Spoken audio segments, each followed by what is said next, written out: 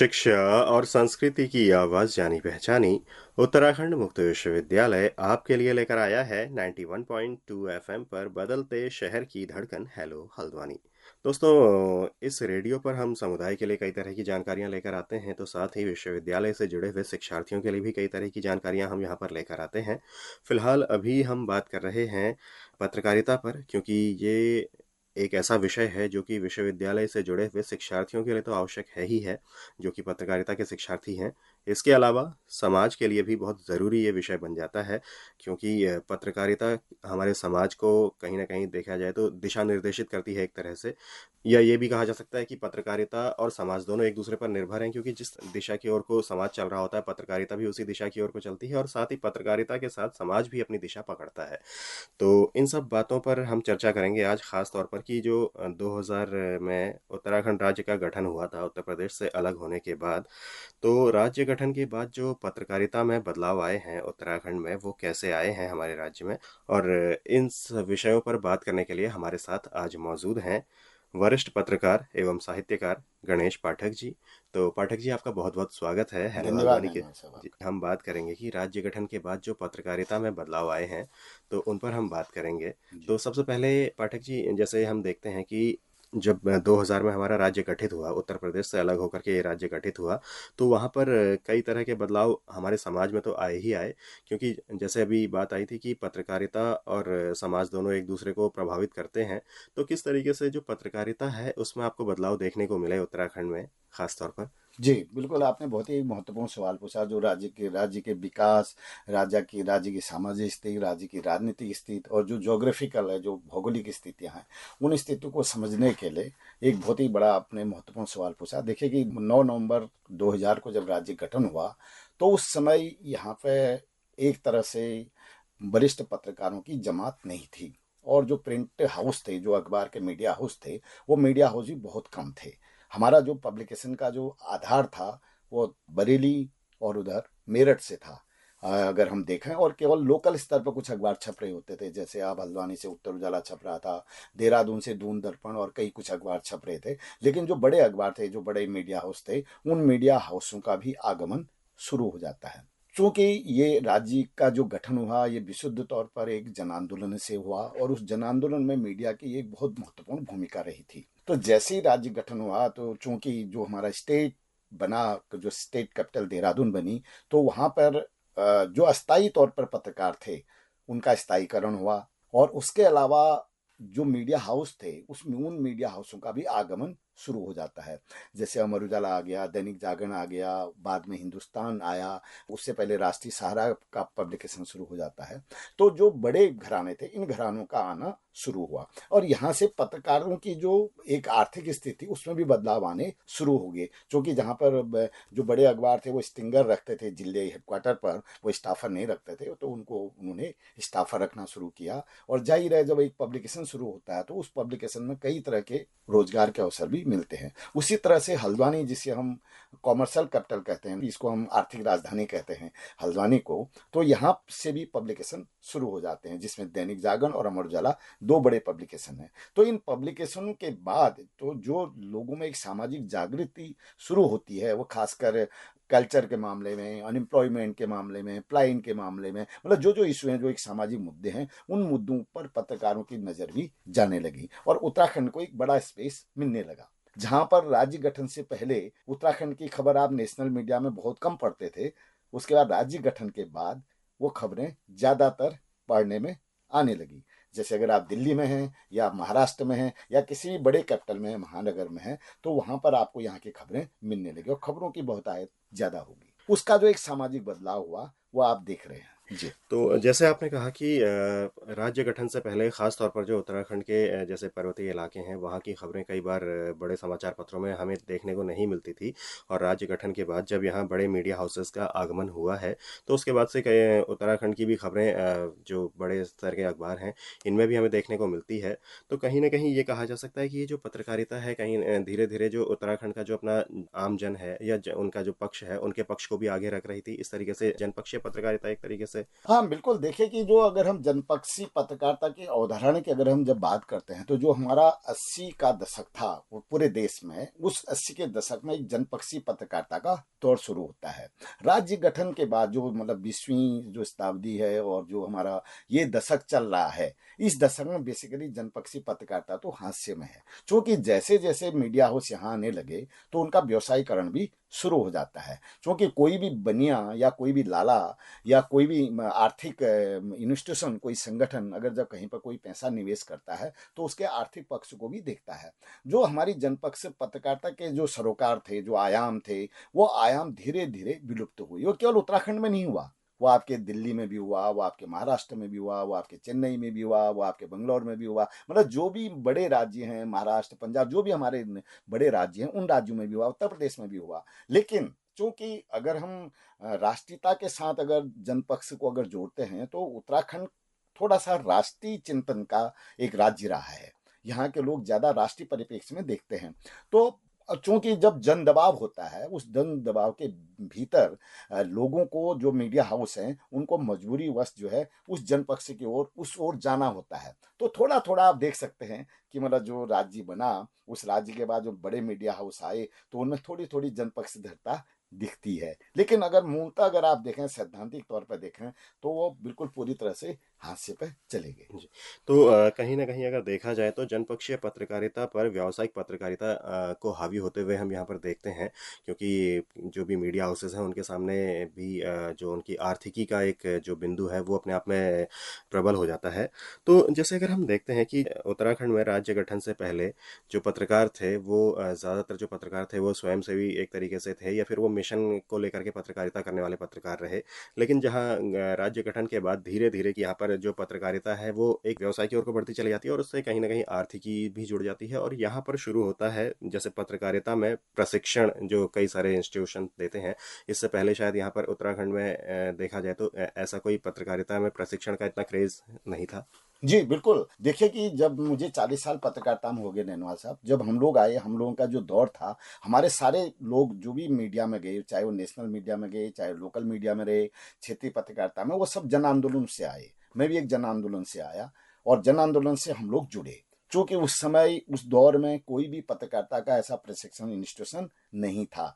लोगों ने पढ़ा और वो जन आंदोलन से जुड़े, लोगों के सरोकार से जुड़े, जो लिखने की क्षमता रखते थे। वो एक नेचुरल, मतलब उसको हम कह सकते हैं कि एक बिल्कुल नेचुरलिटी में वो लोग थे।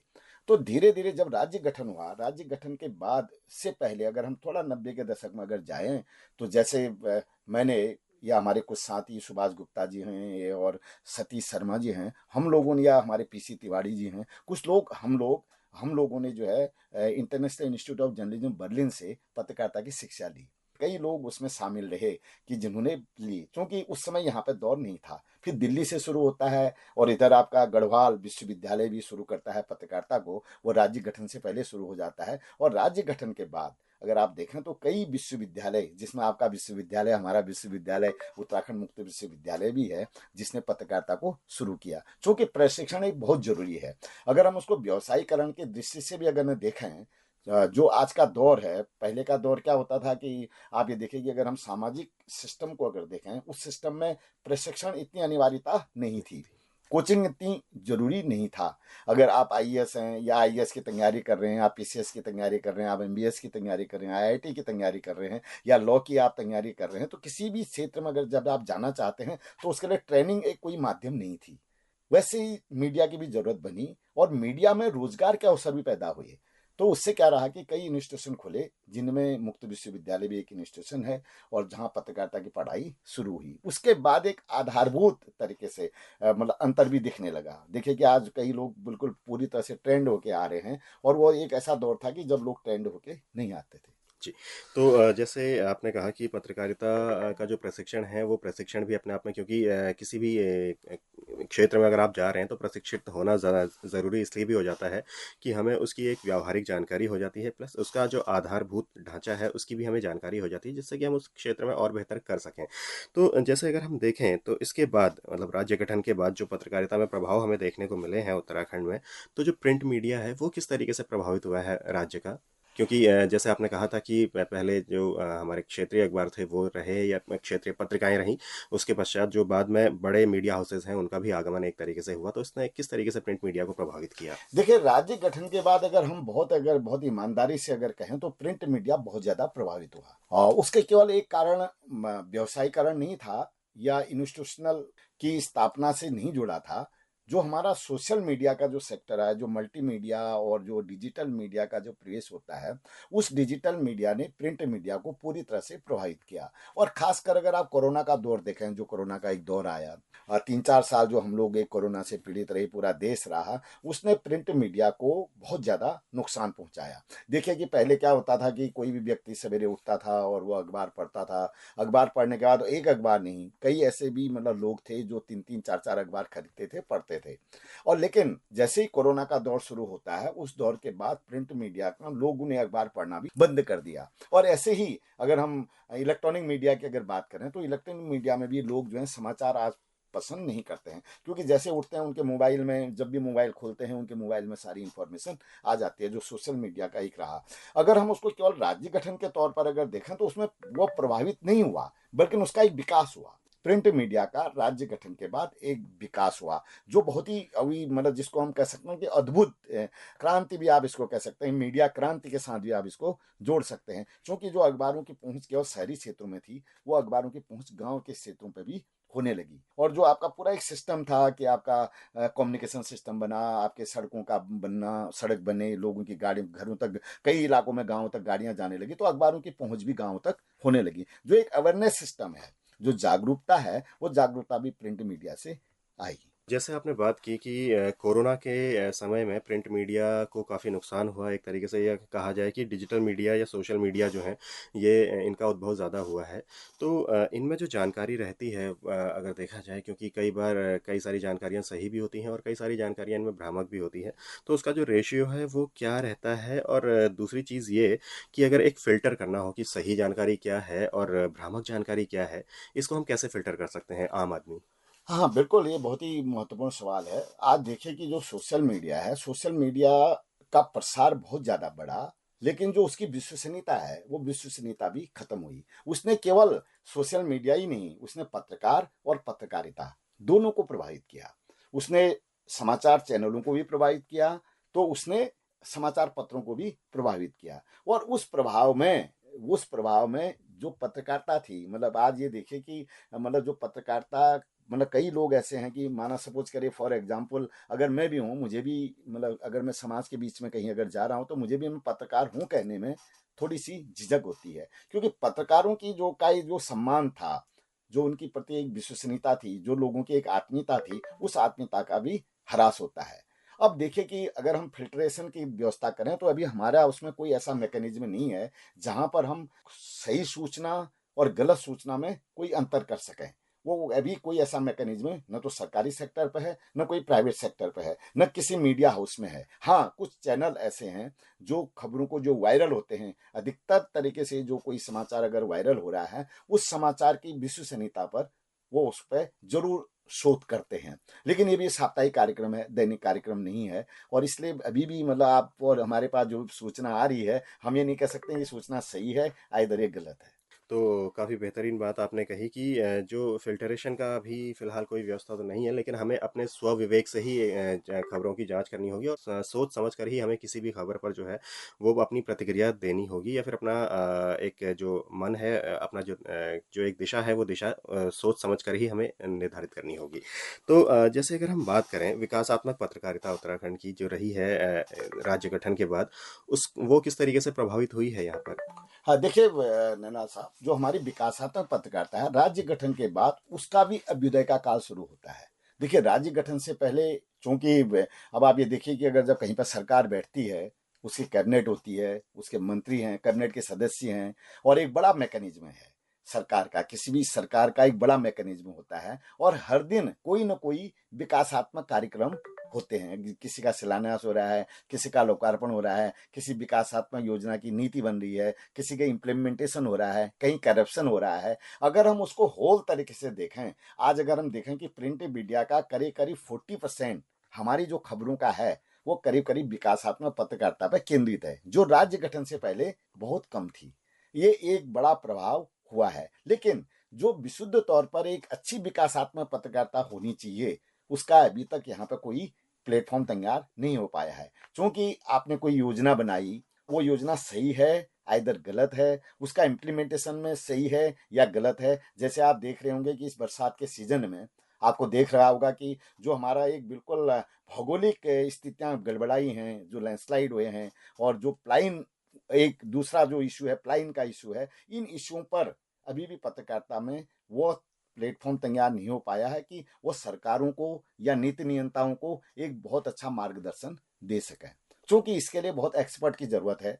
आज भी मीडिया हाउसेज में आप ये देखें कि मतलब अगर हम पूरे भारत के परिप्रेक्ष्य में देखें तो उस मीडिया हाउसों में भी जो एक्सपर्टीज है, जो विशेषज्ञता है, उसका ह्रास है। आज मतलब ठीक है कि मैंने शिक्षा ली और मैंने डिग्री ली, डिप्लोमा लिया और मैं पत्रकारिता में आ गया, लेकिन उस विषय के बारे में अगर जब पकड़ ही नहीं है तो जाहिर है कि इससे सरकारों को तो फायदा है, लेकिन जो समाज का है वो नुकसान है। तो अगर हम इसको देखें कि विकासात्मक, अगर हम डेवलपमेंट को, अगर जर्नलिज्म को अगर देखें तो है तो अच्छा, हुआ तो अच्छा है, लेकिन उस तरीके से नहीं हुआ जिस तरीके से जरूरत है। इसीलिए जो राज्य गठन की एक अवधारणा थी, जो आंदोलन का एक नारा था, वो जो अवधारणा थी राज्य गठन की, जो तमाम लोग आंदोलनकारी थे कि वो एक केवल एक सिस्टम को चेंज नहीं कर रहे थे, मतलब केवल लखनऊ से देहरादून शिफ्टिंग नहीं हो रही थी, वो एक बड़े फलक में देखना चाहते थे कि एक अच्छा राज्य बने, एक बढ़िया राज्य बने, यहाँ पे घर गांव आबाद हो, रोजगार मिले, लोगों को घर पर रोजगार मिले। वो जो अवधारणा है वो अभी इम्प्लीमेंटेशन के कगार पर नहीं आई है।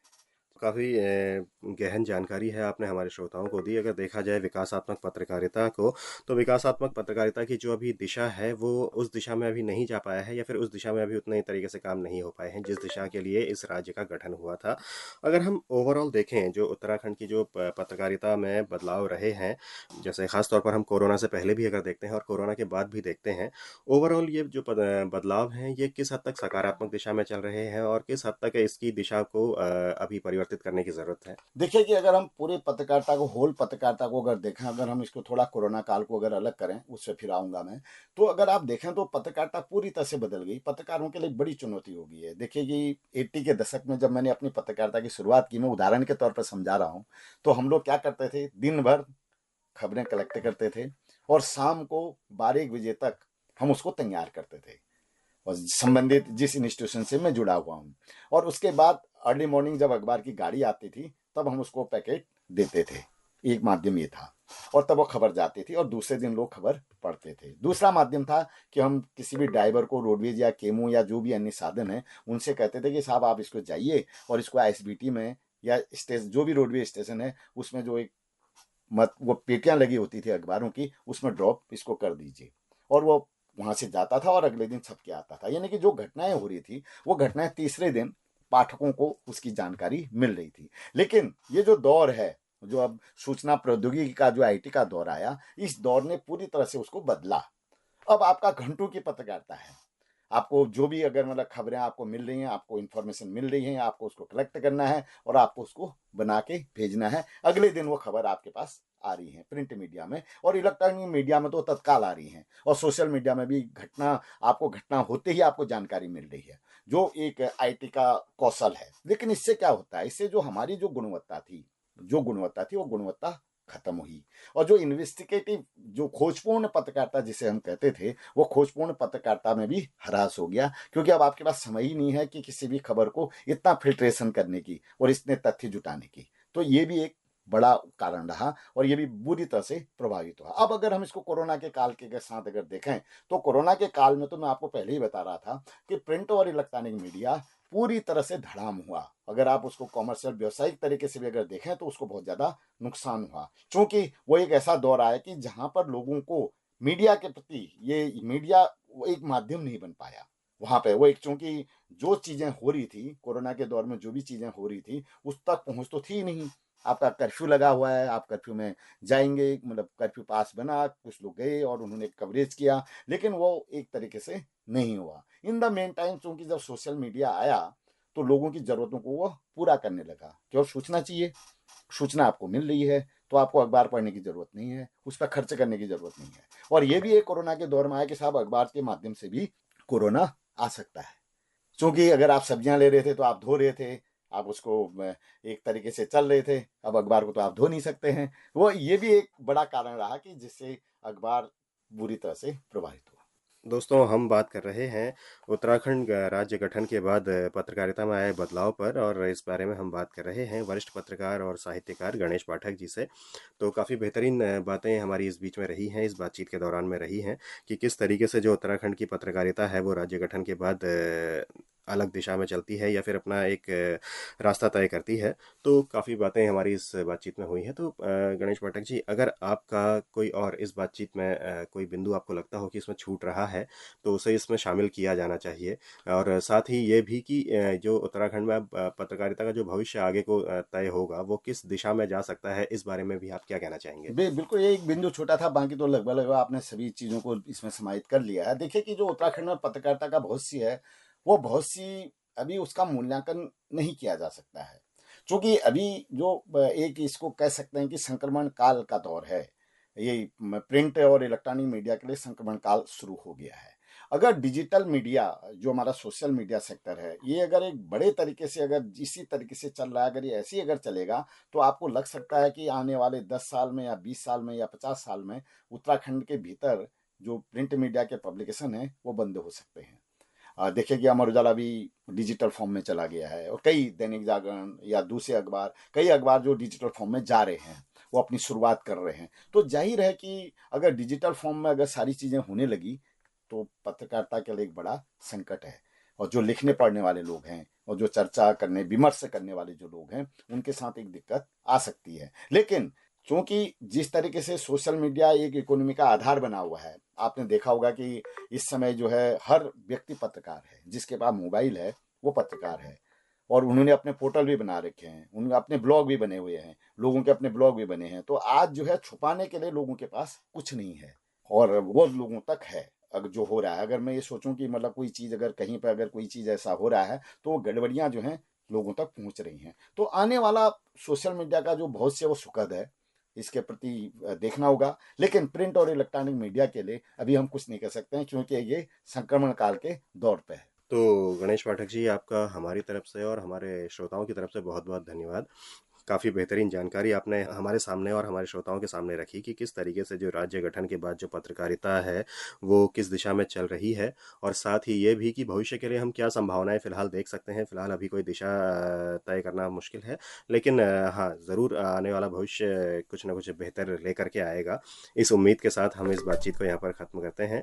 तो गणेश पाठक जी, एक बार फिर से आपका बहुत बहुत धन्यवाद। धन्यवाद आपका भी, और आपके श्रोताओं का भी धन्यवाद। मेरी तरफ से सबको नमस्कार। तो श्रोताओं, ये थे वरिष्ठ पत्रकार एवं साहित्यकार गणेश पाठक जी।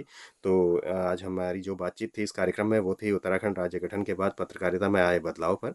तो दोस्तों, इसी के साथ मैं अनिल भी चाहूँगा इस कार्यक्रम से इजाज़त। फिर आपसे मुलाकात होगी, तब तक के लिए नमस्कार।